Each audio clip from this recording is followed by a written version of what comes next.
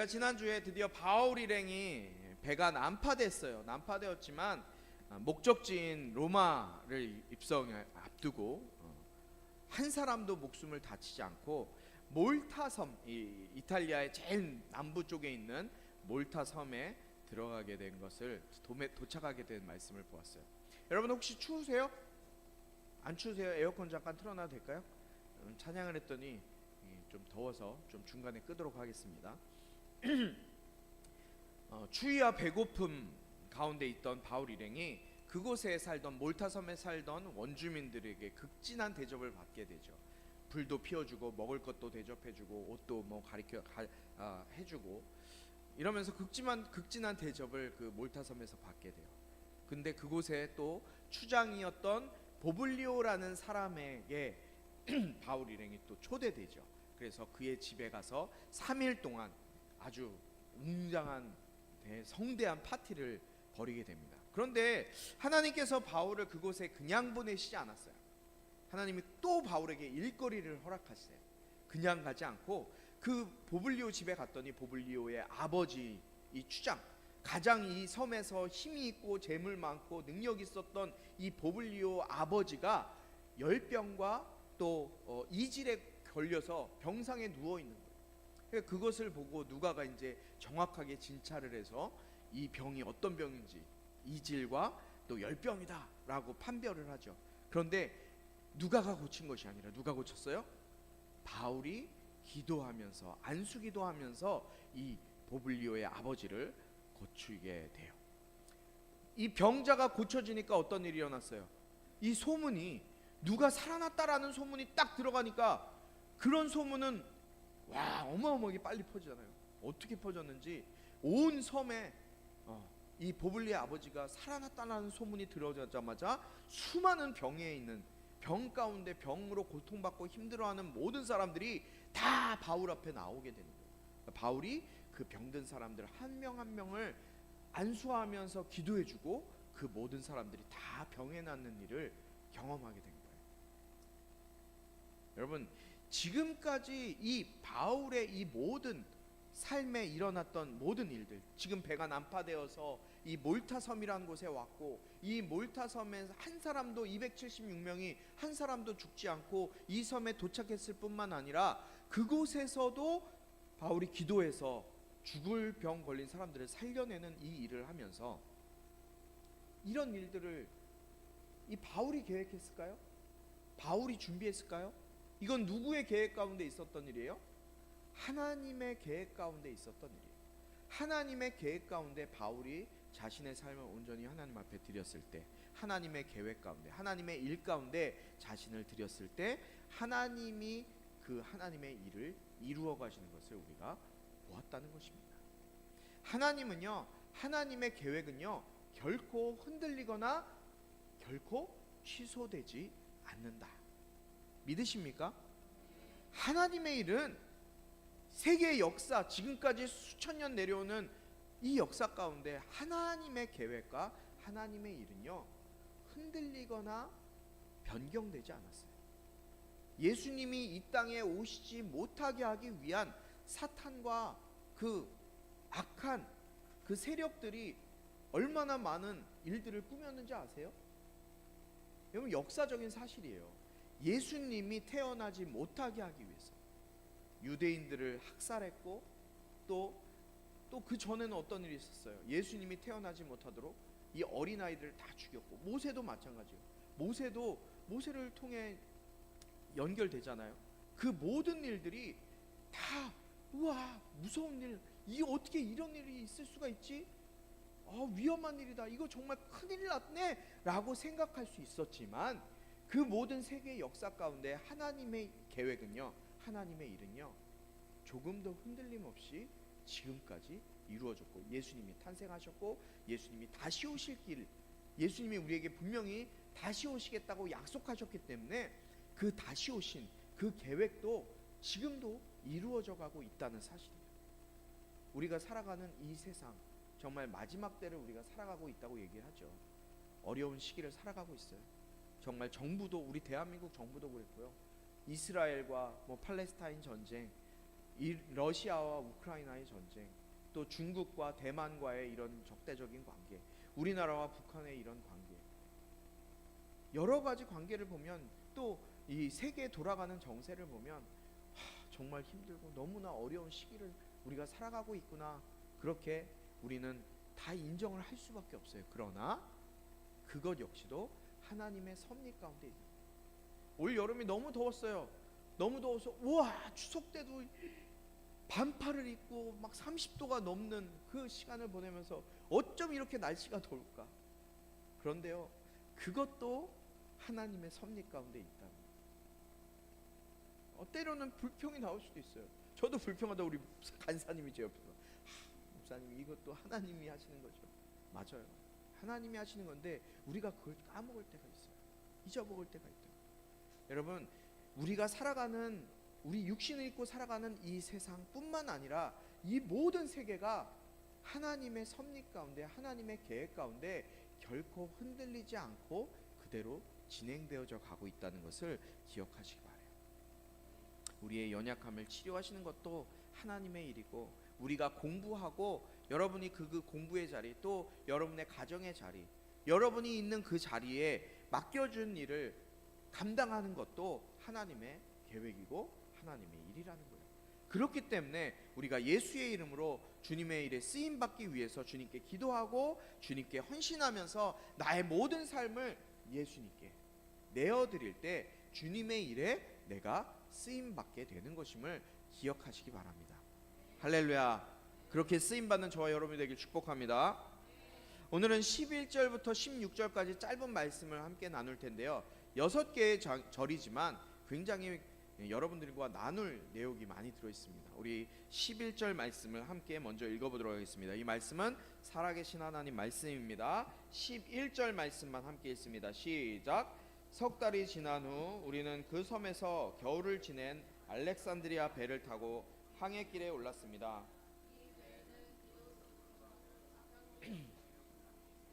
있었습니다. 아멘. 자, 바울 일행이 몰타섬에서 추운 겨울을 나왔어요. 3개월 정도를 그 몰타섬에서 보내게 돼요. 겨울이래요. 지금 11월 정도에 이들이 이 몰타섬에 난파되어서 왔다고 했습니다. 3개월이 지났어요. 몇 월쯤 됐을까요?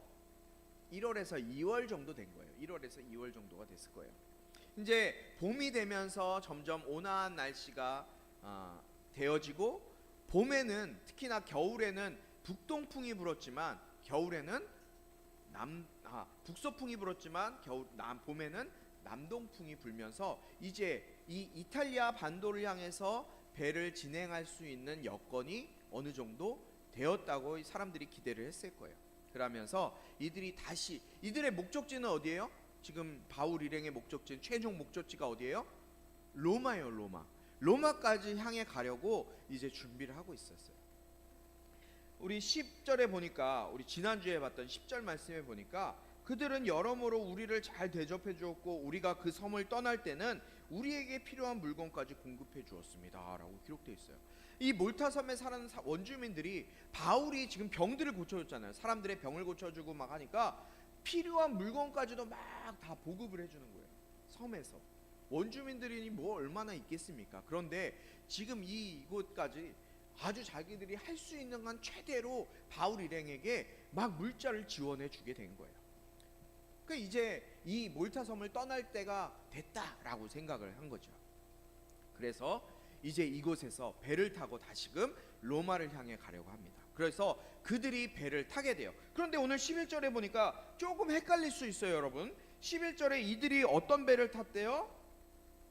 무슨 배를 탔다고요? 11절에 알렉산드리아 배를 탔어요. 알렉산드리아 배 익숙하죠? 알렉산드리아 배 어디서 봤어요? 어디서 봤어요? 기억 안 나요.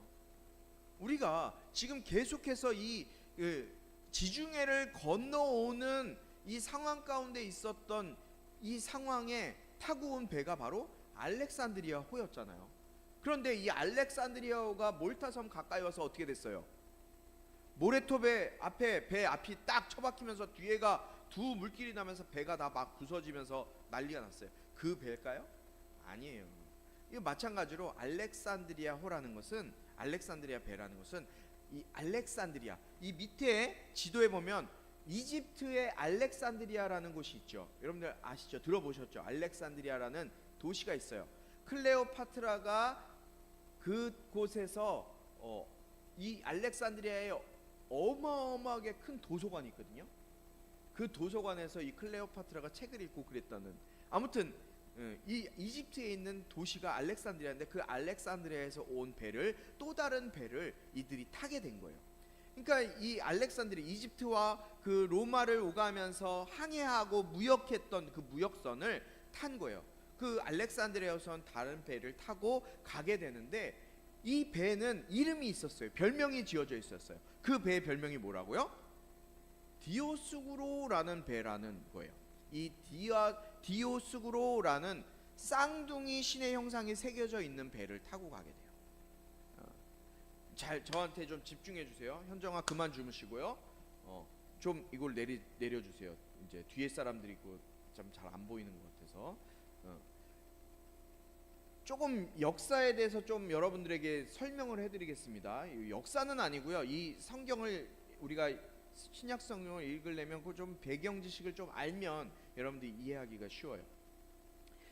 이 배 앞에, 배를 보면 보통 이렇게, 그 혹시 그 영화 중에 그 뭐죠? 옛날에 그 해적 나오는 영화 뭐 있었잖아요.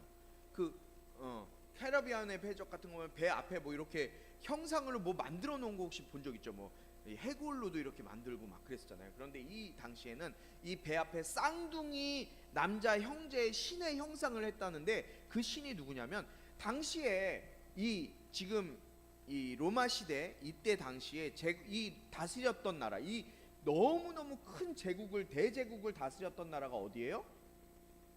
로마요. 로마가 이 모든 땅을 지배하고 다스리고 있었는데, 땅은 넓고 이런 것들을 하기 위해서는 지금 로마의 그 정치적인 것으로 다스렸어요.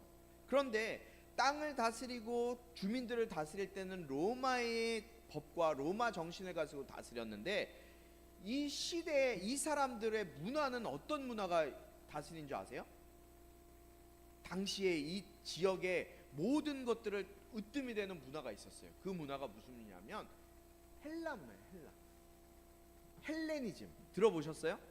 헬레니즘 문화가 지금 이때 당시에 다 다스리고 있는 그 문화였다는 거예요. 그러니까 땅은 로마가 다스리고 있었지만 그들의 정신 세계는 누가 다스리고 있었느냐? 바로 헬레니즘이라는 문화가 다스리고 있었다는 거예요. 그러니까 헬레니즘 문화가 이 시대를 지배하는 거였어요. 그런데 헬레니즘 문화의 가장 중심에 있는 게 뭐냐면, 여러분들이 많이 들어봤을 거예요. 뭐냐면 그리스 로마 신화예요. 이제 좀 이해가 되세요? 그리스 신화와 로마 신화가 이 헬레니즘 문화를 이끌고 가고 있는 거예요. 그 여러분들이 알고 있는 그리스 로마 신화의 가장 대빵 신이 누구예요? 제우스. 그렇죠. 제우스 신 사진 한번 보여주시겠어요? 이게 바로 제우스 신이 지금 흉상인데, 이 제우스 여기 잘라진 제우스의 거대 흉상, AD 2세기경에 이 지어진 흉상인데요. 머리가 곱슬곱슬하고 이 모습이 이 제우스 신이에요. 이 제우스 신에게는요 많은 부인이 있었어요. 힘이 좋으니까, 능력도 좋고 최고의 신이니까 부인이 혼자만이 아니라 여러 부인이 있었어요. 그런데 그 많은 부인들 중에서 이 제우스가 가장 사랑했던 여신이 있었는데, 그 여신의 이름이 뭐냐면 레타라는 여인이에요. 이 레타에게서 아들이 나오거든요. 아들 하나가 나와요. 그 아들이 누구냐면 카스트로라는 신인데, 이 카스트로는 바다를 다스리는 능력을 제우스가 주게 된 거예요. 카스트로가 바다를 다스리는 신인 거예요. 자, 그런데 이 제우스에게는 한 명의 부인이 있다고 그랬어요? 여러 명의 부인이 있다고 그랬어요? 여러 명의 부인이 있어요. 다른 아내, 다른 여자 신에게도 또 자식을 낳는데, 그 자식의 이름이 뭐냐면 플록스라는 신이에요. 자, 한번 보여주시겠어요? 자, 이게 바로 여러분들이 알고 있는 별자리 중에 쌍둥이 자리 있죠. 그 쌍둥이 자리가 이 플록스와 카스트로, 이 두 신을 이야기하는 게 바로 쌍둥이 자리거든요. 막 역사 공부가 막 나오죠. 이 쌍둥이 자리에 이 두 신의 자리가 있는데, 지금 이 두 사람은 친형제예요, 이복 형제예요? 엄마가 달라요. 그런데 엄마가 다른 신인데 태어났는데 보니까 이 플룩스의 얼굴이 누구랑 너무 똑같냐면 이 카스트로랑 너무 똑같이 생긴 거예요. 완전히 쌍둥이인 거예요. 보통은 우리 이트게 레네를 지금 어렸을 때는 목사님이 구분을 잘 못했는데 지금은 많이 구분이 되거든요. 한 배에서 나온 자식도 저렇게 다른데, 쌍둥이도 다른데 전혀 다른 엄마에게서 나온 자식인데 어떻게 그렇게 똑같은지, 그래서 이 신화에 들어가서 쌍둥이 자리라는 것이 나오고 쌍둥이 신이라는 별명이 붙은 게 바로 이 카스트로와 폴룩스라는 신이에요. 자, 이 신, 이 폴룩스는 그러면 뭘 다스리느냐? 카스트로는 뭘 다스린다고요? 바다를 다스린다. 그럼 폴룩스는 뭘 다스리겠어요? 땅을 다스린다. 그러니까 바다와 땅을 지배한다는 얘기는 뭐예요? 바다와 땅을 지배하는 건 그 당시 사람들에겐 뭐예요? 자기의 삶의 터전이잖아요.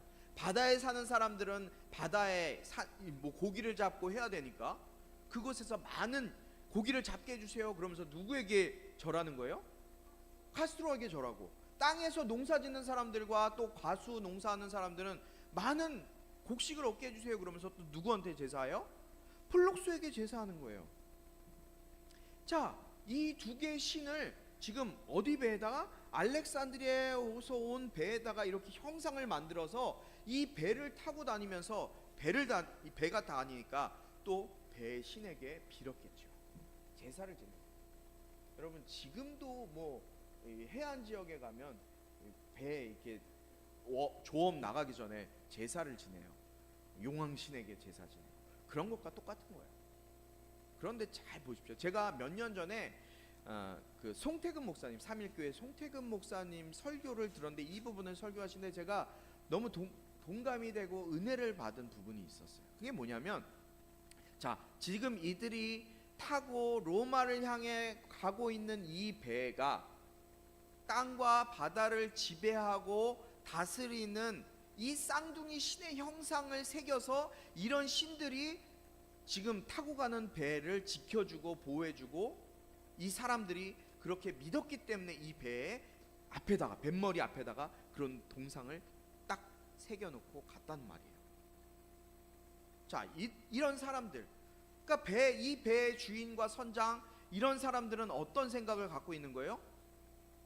이 쌍둥이 신, 이들이 믿고 의지하고 있었던 바다와 땅을 다스린다는 이 신들, 이 세상에서 잘 살기 위해서, 잘 먹고 잘 살기 위해서 모든 자신들의 모든 것을 다 쏟아부어서 살아가는 사람들, 여러분, 여러분들을 이야기하는 거예요.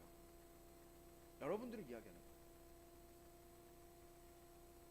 이 세상에서, 여러분들이 살아가는 이 세상에서 조금 더 돈 많이 벌고 조금 더 많이 누리고, 나는 뭘 하면은 돈을 더 많이 번대, 나 조금 뭐 하면은 더 많은 좋은 학교 갈 수 있대, 이런 세속적인, 지극히 세속적인 가치관을 가지고 그런 세상적인 백그라운드와 스펙을 채우기 위해서 자신의 모든 물질을 들이고 모든 것을 쏟아붓고 사는 사람들, 그들이 믿고 있는 우상, 그 우상이 나의 인생을, 나의 삶을 지켜줄 것이라고 믿어서 이런 우상을 새기고 배에 새겨 넣은 그 배를 타고 가고 있는 그 배 안에 지금 누가 있는 거예요?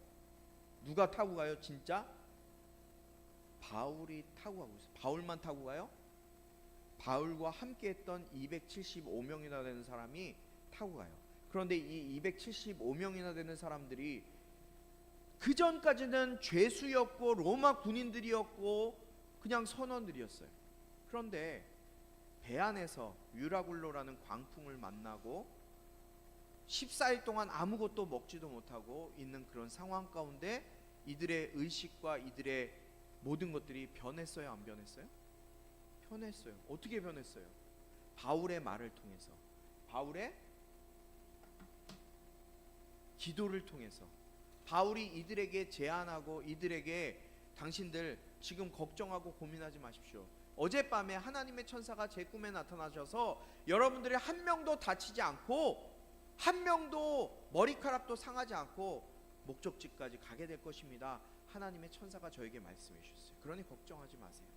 그러면서 여러분 더 이상 먹지 않고 자지 않고 고민하지 마세요. 걱정하지 마세요. 하나님이 지켜주실 거예요. 뭐라도 좀 먹어두십시오 라면서 하나님 앞에 감사 기도 드리면서 먼저 음식을 먹게 하고 그들에게 평안을 주고 위로를 주고 했어요. 근데 진짜 결과가 어떻게 됐어요? 한 명도 다치지 않고 무사히 몰타섬까지 왔어요. 몰타섬에서는 그럼 어떤 일이 있었어요? 그곳에 사는 원주민들이 생각지도 못했는데 불을 펴주면서 추위에 덜덜 떨고 있는 그들을 섬겨주고 먹을 것을 주고 도와주며 기도하고 안수했을 때 병이 치료되고 이런 모습을 보면서 이 한 바울과 함께 왔던 함께 지냈던 사람들의 생각이 어떻게 됐을까요? 하나님은 살아계시구나. 하나님은 일하시는구나. 하나님의 살아계심과 하나님의 일하심에 이들이 전적으로 동의하지 않았을까요?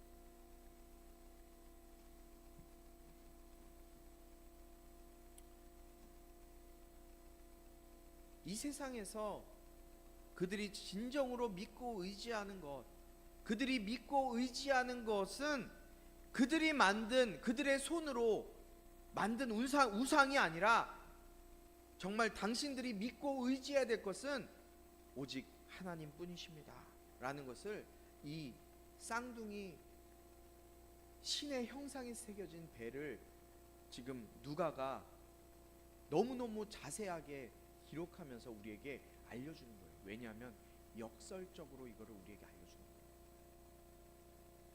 그 바다와 땅을 다스리는 신이 당신들을 지켜줄 거라고? 아니, 그게 아니라 하나님이 당신들을 지켜주는 거예요. 세상 당신들이 손으로 만들고 당신들이 이루기 위해서 노력한 것이 당신들을 그 자리까지 이끄는 것이 아니라 하나님이 당신들을 이끌어 주실 것이야 라는 것을 이 쌍둥이 신을 단 이 알렉산드리아호라는 배가 그것을 역설적으로 설명해 주고 있는 거예요.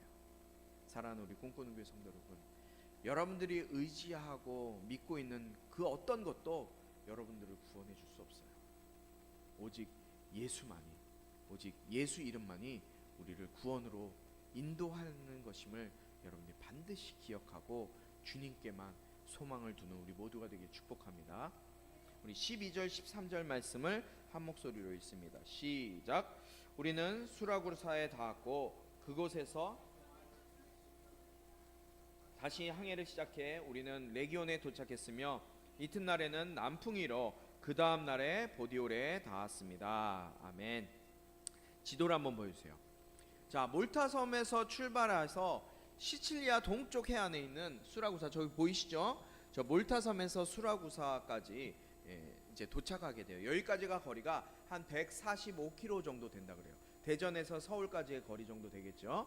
이 거리까지 오게 돼요. 여기서 남풍을 기다리기 위해서 3일 동안 이 수라구사에서 머물러요. 그리고 이탈리아 반도 남쪽에 있는 이 출발해서 레기온이라는 저기 곳을 지나서 그 다음 날 남풍이 불어서 이 메서나라는 그 해협이라는 곳이에요. 그러니까 시칠리아 섬과 이탈리아 반도로 이렇게 나눠져 있는 해협을 이 배가 싹 지나가요. 그러면서 3일 후에 이탈리아 반도 남쪽에 있는 저기 위에 보시면은 보디올이라는 곳에 이제 배가 레기온이라는 곳에 도착하게 돼요. 레기온을 지나서 이제 보디올에 도착하게 됩니다.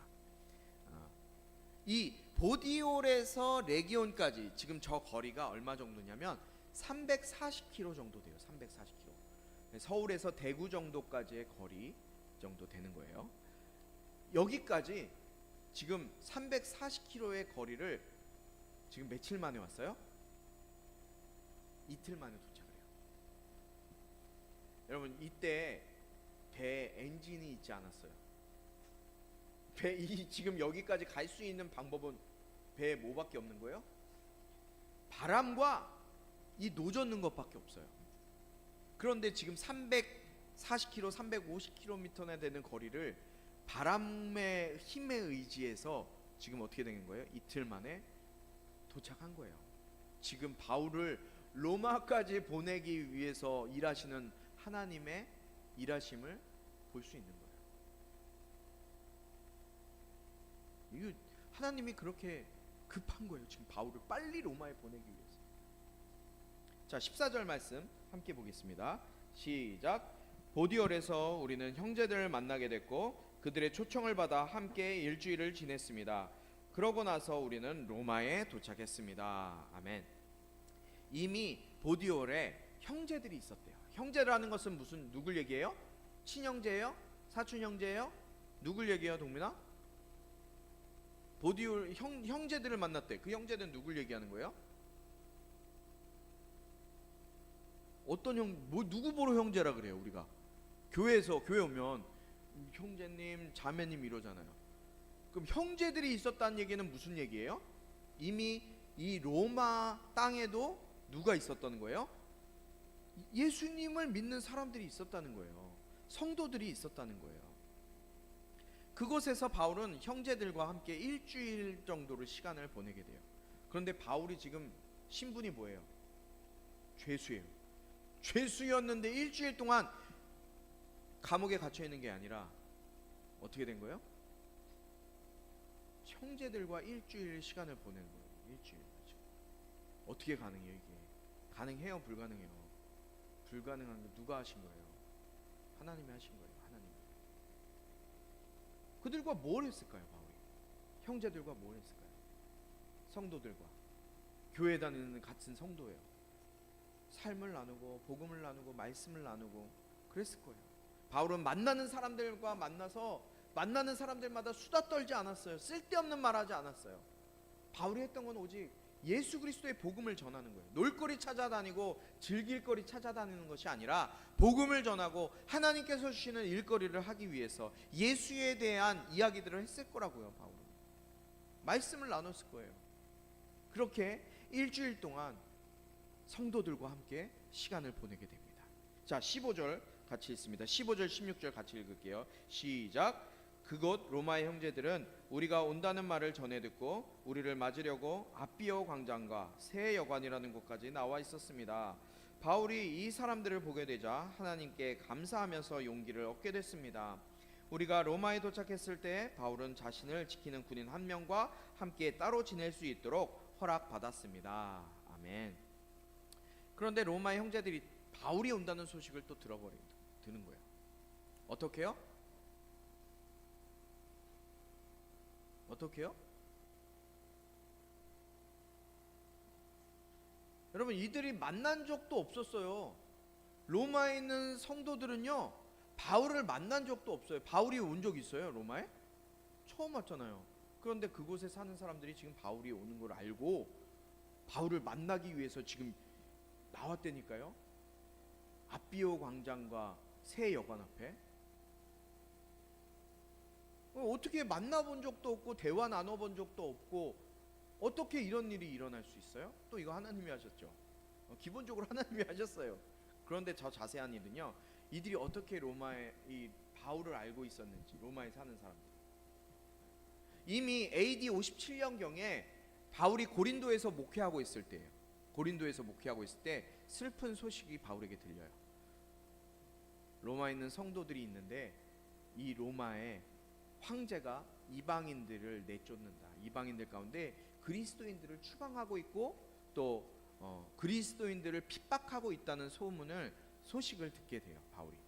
그래서 그 핍박이 너무너무 심하기 때문에 이들이 너무 그리스도인 형제 자매들이 너무 힘들게 살고 있다라는 소식을 듣고 바울이 이 로마를 향해서 편지를 써요. 그 편지가 뭔지 아세요? 로마서예요. 신약성경 사도행전 뒤에 있는 로마서예요. 로마서 1장 7절에 보니까 이렇게 기록되어 있어요. 하나님의 사랑을 받고 성도로 부르심을 받은 로마에 있는 모든 사람들에게 우리 하나님 우리 아버지와 주 예수 그리스도로부터 은혜와 평강이 있기를 빕니다. 로마에 있는 성도들 향해서 편지 씁니다. 한 번도 만나지도 못했고 친분이 있지도 않았어요. 그런데 예수 이름으로 우리가 하나 된 가족인 그 형제 자매들을 향해서 편지를 쓰는 거예요. 그래서 이들이 서로 알 수 있었던 거예요. 바울이 쓴 편지를 받고 바울과 로마에 떨어져 있는 성도들은 영적인 교제가 이루어졌을 거예요. 서로가 서로를 위해서 기도해 줬고 서로의 부족함을 채워줄 수 있도록 하나님 앞에 간구했을 거예요. 제가 이 부분을 보면서 우리 한번 우리 꿈꾸는 교회가 시간을 내서 한번 영화 바울을 한번 봤으면 좋겠어요. 혹시 바울이라는 영화 본 적 있으세요? 바울이라는 영화 본 적 있어요? 없죠. 바울이 얼마 전에 몇 년 전에 극장에서 개봉을 했어요. 바울의 일대기, 이 사도행전과 로마서에 대한 이 바울의 사역에 대한 것들을 정말 자세하고 또 그렇게 잘 표현한 영화가 있거든요. 그래서 그 영화를 보고 사실 이 말씀을 들으면 더 명확하게 확실하게 지금 시대 상황과 바울이 어떤 상황 속에서 어떤 마음을 가지고 이 사역을 감당했는지가 우리가 너무나 잘 알 수 있어요. 혹시 유튜브나 또 뭐 온라인 어떤 프로그램을 통해서 바울이라는 영화를 보실 수 있는 분들은 한번 보시기 바래요. 포스터가 이렇게 머리 벗겨진 이렇게 약간 대머리고 수염 톡톡한 이 사람이 바울이 이렇게 서 있는 그 포스터가 있는 영화입니다. 로마에 있는 성도들이 바울이 온다는 이 말을 듣고 바울을 맞으려고 아비오 광장과 새 여관이라는 곳까지 이제 나오게 돼요. 지도를 다시 한번 보여주세요. 아비오 광장, 지금 저기 보디올에서 조금 올라가면 새 여관이 있고 아비오 광장이 저렇게 두 개 붙어 있죠. 저 아비오 광장은 아비오 대로라는 그 대로가 있어요. 지금 이탈리아 반도가 길게 이렇게 연결돼 있잖아요. 그런데 저기 그 폼페이에서부터 시작해서 보디올과 이 아비오까지 쭉 진행하는 아비오 대로라는 길이 있는데 그 길 끝에 있는 광장을 아비오 광장이라고 이야기해요. 로마에서 한 65km 떨어진 곳에 있어요. 이것은 어떻게 지어졌냐면 아비오스 글라디오라는 장군이 이 건설을 했어요. 그래서 이곳은 어떤 도로냐? 로마를 향해 가는 길. 로마에는 가장 먼저 로마가 했던 일 중에 뭐냐면 길을 내는 거였어요. 어디든 가든지 마차가 다닐 수 있도록 로마가 길을 내는 일을 로마가 많이 했거든요. 항상 점령을 하면 그 땅에 길을 내서 로마로 향할 수 있도록, 모든 길은 그래서 로마로 향한다라는 말이 바로 이 아비오 길에서 나온 거예요. 아비오 대로. 이 아비우스 글라디오가 건설한 길로 이 로마의 장군들이 전쟁에서 승리하고 오면 개선을 하잖아요.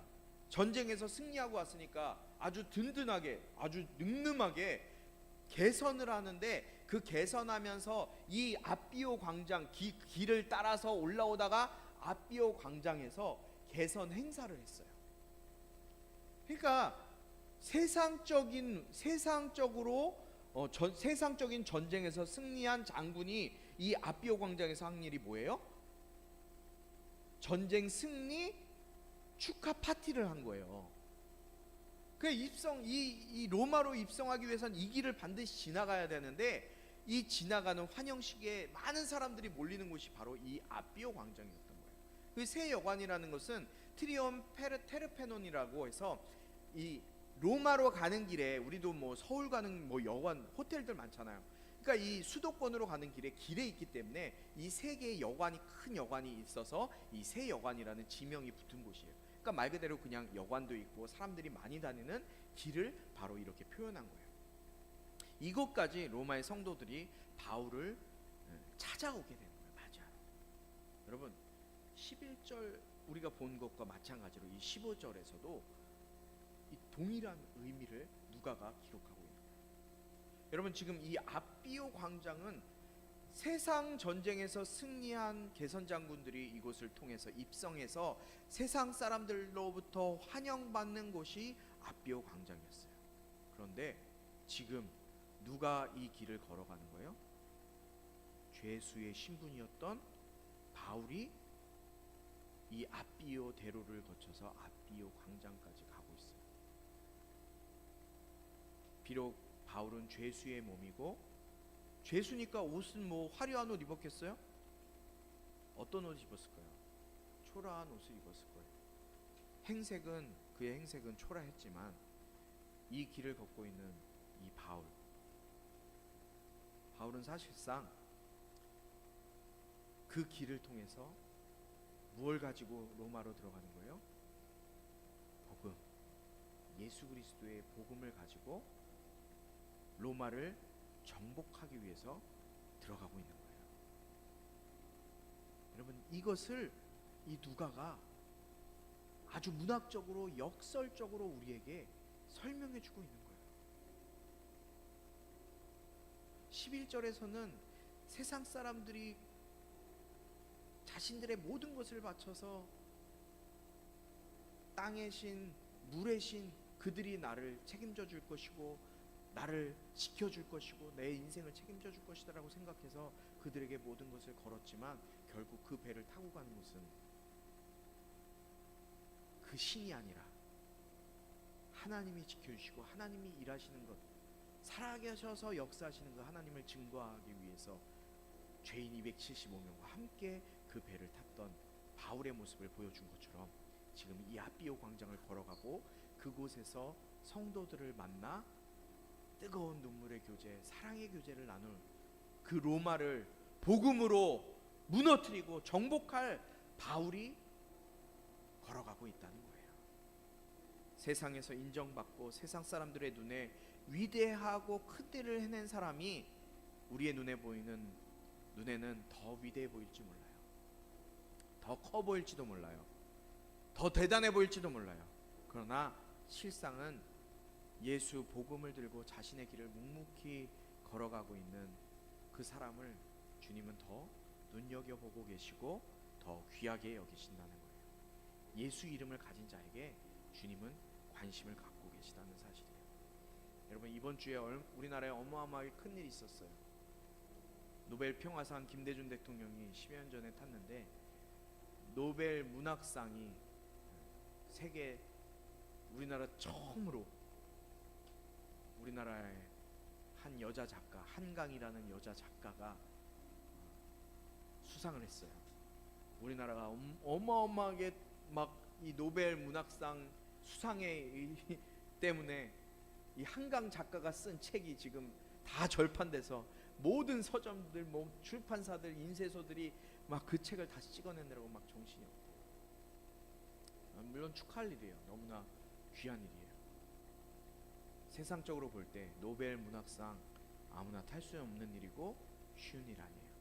그러나 그 한 사람이 노벨 평화상, 노벨 문학상을 탄 그것보다 하나님의 관심은 예수 이름을 마음 가운데 새기고 있는 여러분 한 사람 한 사람은 주님은 더 눈여겨보고 계시고 더 귀하게 여기고 계신다는 사실을 기억하시기 바라요. 하나님께서 왜 바울을 로마에 보내셨어요? 왜요? 당시 모든 길은 로마로 통했어요. 로마로 향했어요. 유럽 대부분의 지역을 로마가 통치했단 말이에요. 통치의 중심지에 바울을 통해 복음이 더 온 세계로 확산되기 위해서, 전 세계로 복음이 퍼지게 하기 위해서 하나님께서 그 계획을 가지고 바울을 로마에까지 가게 하신 거예요. 다른 것 때문이 아니라. 그럼 주님은 왜 우리를 주님 믿게 하셨을까요? 왜 여러분들을 이 자리에 앉아서 이 중요한 피곤한 가운데 있고 해야 할 일도 많고 중요한 시간 가운데 있는 여러분들을 왜 이 자리에 지금 앉아 있게 하셨을까요? 비록 지금 나의 모습은 보잘것없고 부족하지만 내가 예수 이름으로 영혼 구원하고 예수 이름으로 나에게 주신 삶을 살아갈 때 주님의 나라가 나를 통해 이 땅 가운데 나타나게 되고, 주님의 나라가 내가 서 있는 곳에, 내가 살아가는 그 자리에 임하게 되는 것을 나를 통해 하게 하시기 위해서 주님은 여러분들을 이 자리에 있게 하십니다. 바라기는 우리 꿈꾸는 교회 모든 성도는 주님이 우리를 부르신 그 부르심을 기억하면서 예수님을 의지하고 예수 이름으로 살아가는 우리 모두가 될 수 있길 주님의 이름으로 축원합니다. 아직 잘 몰라도 괜찮아요. 무엇을 어떻게 해야 될지 몰라도 괜찮아요. 여러분, 내가 예수의 이름으로 살겠습니다. 나에게 예수의 이름의 능력과 권세를 허락하여 주시옵소서.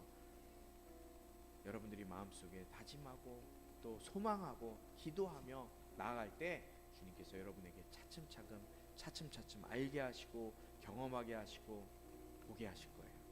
우리에게 모든 길은 로마로 향하는 것이 아니라 우리에게 모든 길은 누구에게로 향하여? 예수께로 향해요. 내가 곧 길이요 진리요 생명이다라고 말씀하셨어요. 예수님이 길이요 진리요 생명이세요. 세상의 모든 길은 로마로 통했지만 우리에게 모든 길은 예수께로 통합니다. 이거 기억하시고, 주님, 내가 예수께로 나가기 원합니다. 예수의 길을 걸어가기 원합니다.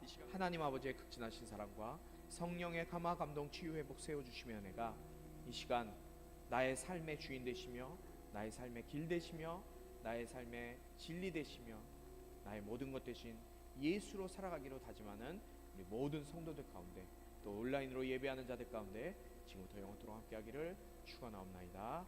아멘.